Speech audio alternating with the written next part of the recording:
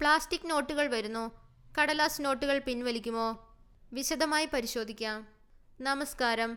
നിങ്ങളുടെ കയ്യിലുള്ള 10-20 രൂപയുടെ കടലാസ് നോട്ടുകൾ ഇനി ചരിത്രമാകാൻ പോവുകയാണോ? കീറിപ്പോകാത്ത, വെള്ളത്തിൽ നനയാത്ത പോളിമർ അഥവാ പ്ലാസ്റ്റിക് നോട്ടുകൾ പരീക്ഷണാടിസ്ഥാനത്തിൽ പുറത്തിറക്കാൻ RBIക്ക് അനുമതി ലഭിച്ചിരിക്കുകയാണ്.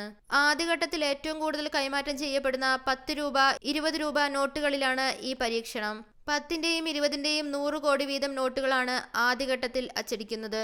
എന്തുകൊണ്ടാണ് RBI ഈ മാറ്റത്തിന് തയ്യാറാകുന്നത്? ഒന്നാമതായി, പേപ്പർ നോട്ടുകളേക്കാൾ 2.5 മുതൽ 4 ഇരട്ടി വരെ കൂടുതൽ ആയുസ് പ്ലാസ്റ്റിക് നോട്ടുകൾക്കുണ്ട്. മറ്റൊന്ന്, വെള്ളത്തിൽ നനഞ്ഞാലോ അഴുക്ക് പുരണ്ടാലോ ഇവ നശിക്കില്ല. പോക്കറ്റിൽ വെച്ച് മടങ്ങിയാലും പെട്ടെന്ന് കീറിപ്പോകില്ല.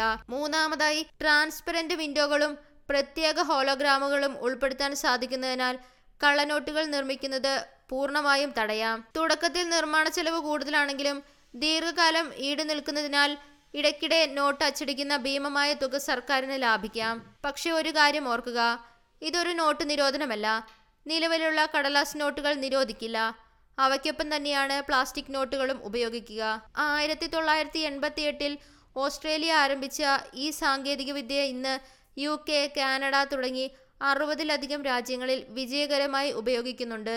ഇന്ത്യയിൽ പ്ലാസ്റ്റിക് നോട്ടുകൾ വരുന്നത് നല്ലൊരു നീക്കമാണോ? നിങ്ങളുടെ അഭിപ്രായം താഴെ കമന്റ് ചെയ്യുക. വീഡിയോ ഇഷ്ടമായെങ്കിൽ ലൈക്കും സബ്സ്ക്രൈബും ചെയ്യാൻ മറക്കരുത്. അടുത്ത വീഡിയോയിൽ കാണാം. നന്ദി.